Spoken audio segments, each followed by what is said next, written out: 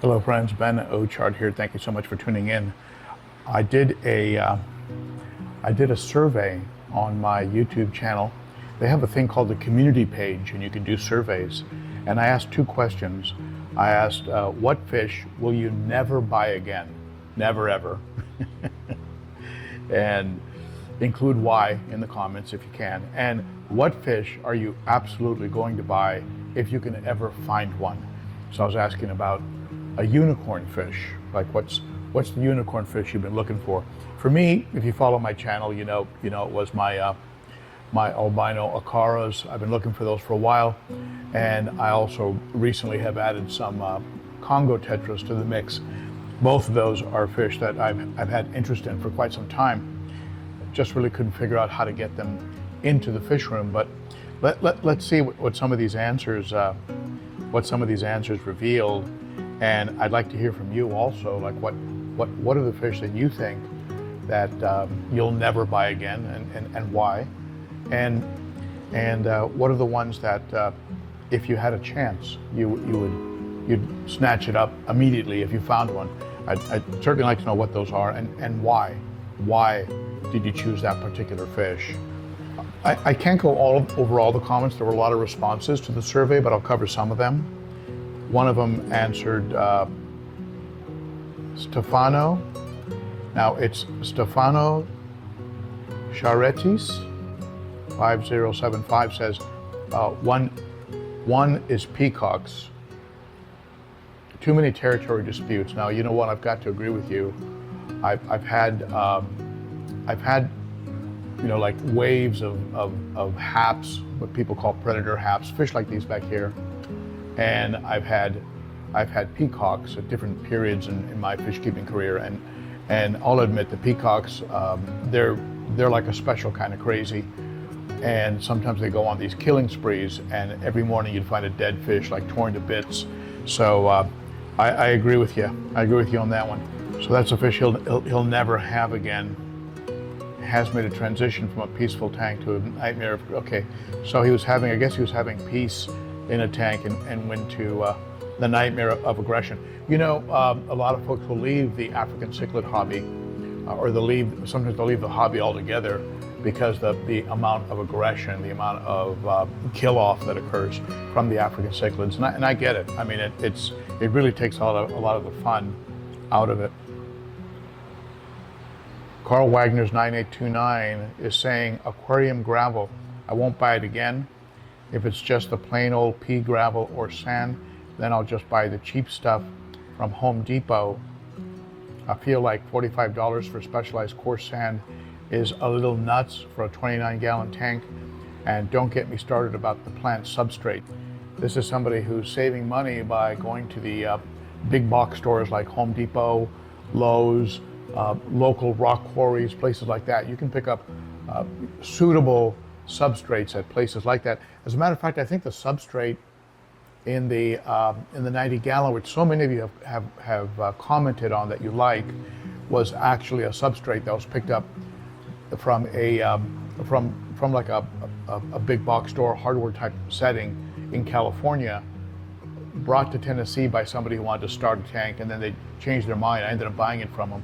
It's called lapis luster, and you can get it from you can pick it up from hardware stores. And this person says that golden dojo loaches are a fish that I want a group of them so bad after watching Dustin's fish tanks. I've heard they're super personable and they would go well with what I have. Or maybe panda cories. I have a panda cory, very cool fish. Doesn't get huge as far as cories go, but just a very cool fish. I did score one actually at a local big box store, and it's a great fish. Brian Jeffries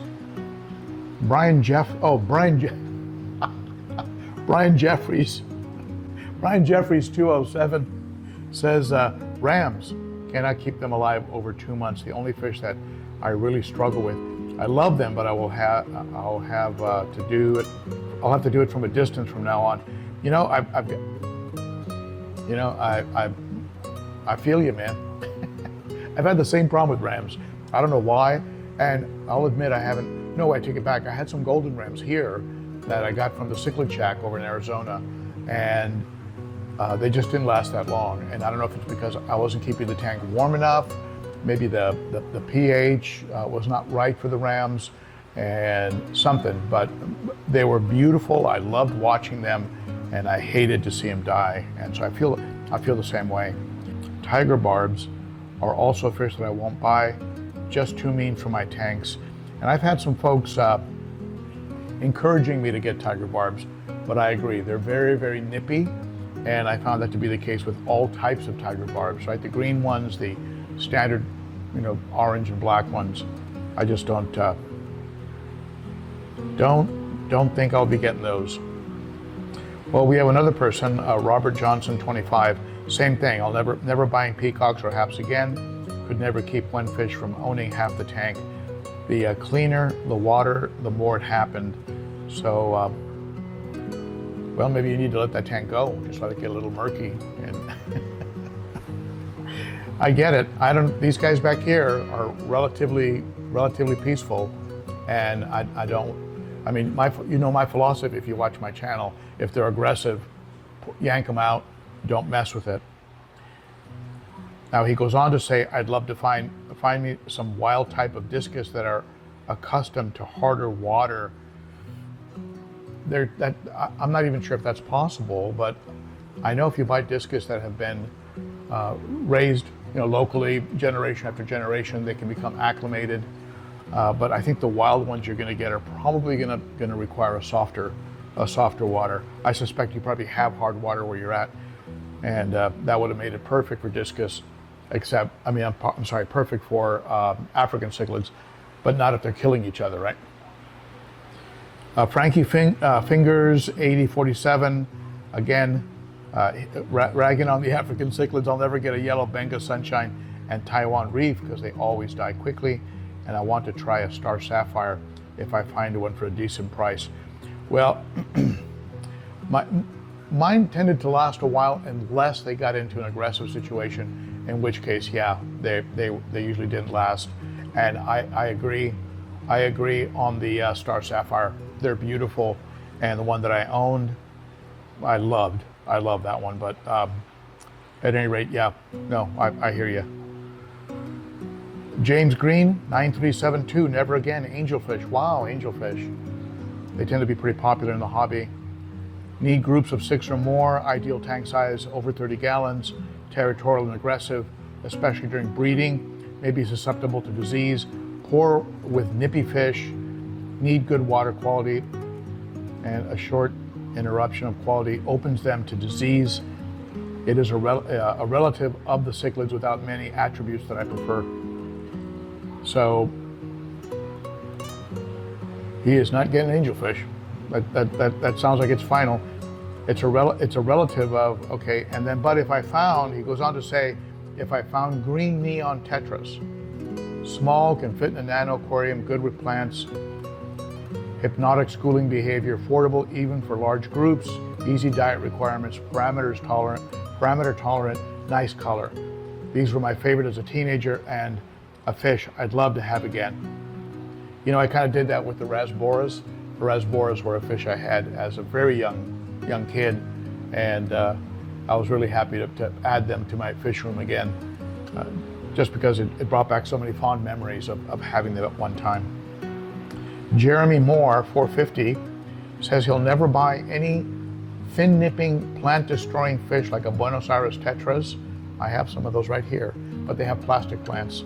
And if I were to put real plants in there to make it like a discus tank, I would take the plastic plants and the Buenos Aires tetras out of there. But Buenos Aires tetras and red serpe tetras, wow, I didn't know the red serpes were plant destroyers. My plants are doing pretty good in the 55, and I do have red serpes in there. So maybe I just got lucky and mine aren't too plant nippy. I want a firemouth or a salvini. Both those are beautiful fish, I have them, firemouth and salvini. Worried about aggression, especially with the salvini. The horror stories that I heard about salvinis, I was very worried, but not something that turned out to be as bad as people were predicting. Had to give up my female red devil. She got way too aggressive and became too much for me in the tank. My green severum and chocolate cichlids took a little beating from her, and she had to go. It was sad.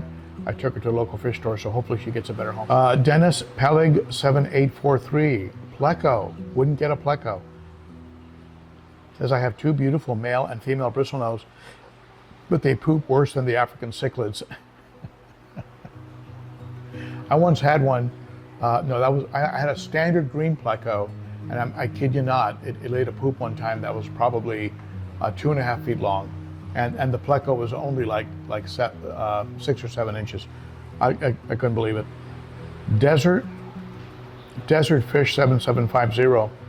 Won't buy guppies again. Can't get rid of them fast enough. Although I enjoy them, they're sharp as a marble. The fish I would like to get is any Mbuna I don't already have. If you do each setup correct and understand the species traits, I get the most reward from them. So I've had Mbuna. I do think they're awesome fish. I love the way they redecorate and move things around, move the rocks around, that kind of thing. And their colors are outstanding.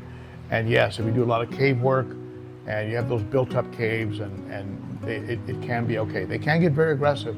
And I did the mistake of keeping them with peacocks once, and they were very hard on the peacocks. You would think that the peacocks would be more aggressive, but the Mbuna pretty much took over. And I do have guppies, and you're right. I mean, they are breeding like crazy, but I don't have it. They're not at a point yet where it's overwhelming. Maybe on this next wave of fry, I'll start to feel that way. Francie Arroyo, 7825. Hey, Francie. Never buy another peacock. They aren't wired right. Cichlid calm one day and suddenly a mass murderer takes over. I got tired of the drama after 5 years. 5 years, you hung in there longer than most. If I could find one, I might get a T-bar Sajika cichlid. Heavy emphasis on the mite. Having said that, I do enjoy my electric blue caras. I love my electric blue caras. They're beautiful. I like the temperament. They even get along with each other to a large degree. The geos are much harder on each other than the electric blue caras. So, hey, I'm with you. Mike Jejenich,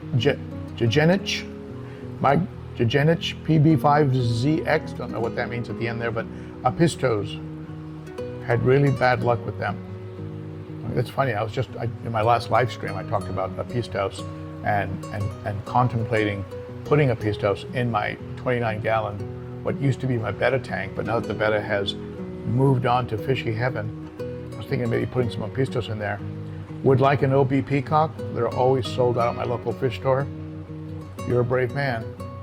OBs and albinos are the kind of cichlids that I've been avoiding because I have found that eventually they lose their mind, but maybe you'll get a good one. I did have one in California, an orange and black one that was beautiful and had a decent temperament.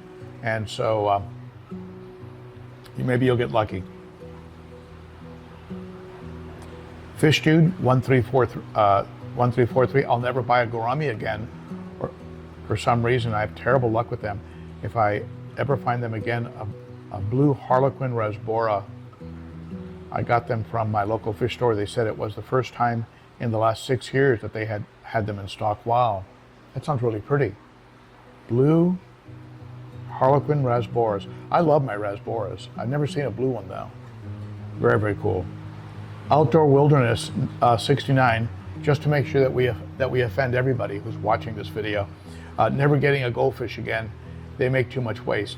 I'm planning on getting an orange or blue betta fish. Very cool. Check out John and Lisa over at KG. They've got some beautiful betta, and they probably have one that's the color that you're looking for. I love betta. I've been keeping them for maybe a couple years now, but I'm repurposing my betta tank, my betta penthouse, only because I just haven't been able to get one to live a long time, and it's been a little frustrating for me. But Brian Galliot 4509 would probably never buy iridescent sharks again. They're beautiful fish, just way too skittish. if I ever saw a true lemon Oscar, full lemon color, I would buy it on the spot. I've never seen one in any of the local fish stores in my area. I did see one in Los Angeles once. I thought I was getting one, but it was actually an albino. I ended up with an albino tiger. And I've also seen blue Oscars, some beautiful blue Oscars. Have you ever seen those? Those are pretty nice. Kenji.23 says, never buy again a platy, swordtails, or mollies. I wonder why. Why do you not like platy, swordtails, or mollies? Buy if I find Geophagus mirabilis. Mirabilis. Interesting, I gotta look that fish up. I'm not familiar with that geo. It's funny how many of you folks are commenting on a fish that for some reason, after several tries, you gave up on it because you couldn't keep them alive. Interesting, that's interesting to me. Why? And it might be because of the parameters in your area, your pH, the hardness, right, of the water, something, because certain comments are talking about how they tried a certain fish and they just couldn't have any luck with it. Evan Rifkind, never buy again. Fancy plecos. Too much money for something you never see. I kind of feel that way about my coolie loaches. Actually, they were not too much money. They weren't that expensive. Buy, if I can, any cichlid from Madagascar that I don't already have. Interesting. I'm assuming you have a starry night. And I think the Madagascar fish are becoming a little harder to find, and certainly in their natural environment, I've heard that they're endangered to some degree only because of the poor conditions of the lake. Que aquatics, Q-U-E, que, I'm assuming it's que, could be qui, could be we, we aquatics. Never will get a red devil. Would love to get a 6-pack of Trimac juveniles.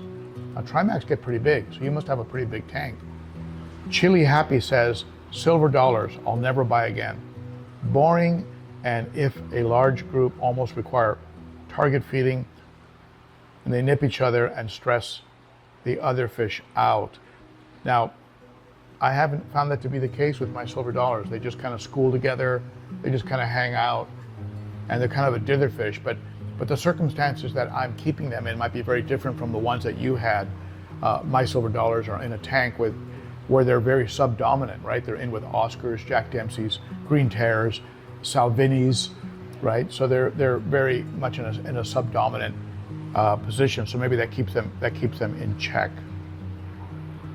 Absolutely looking for a pistos and albino threadfin Geophagus. Hey, check out Dan's. That's where I got my albino threadfins. I'm assuming you're talking about the Acaras, right? The AC also called AC Heckelais.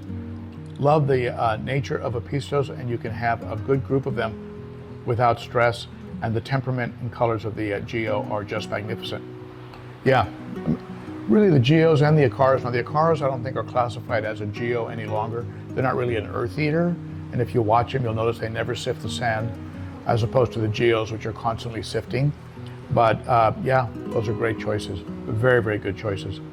So those were the responses. There are more. You can still go to the survey, it's up, and there's still more responses in the survey, so go there and check it out if you can. I thank all of you that participated in it, and maybe we'll talk some more about this topic on Saturday at the Cichlids and Coffee live stream. It's every Saturday at 11 a.m. Central, noon Eastern, 9 a.m. Pacific.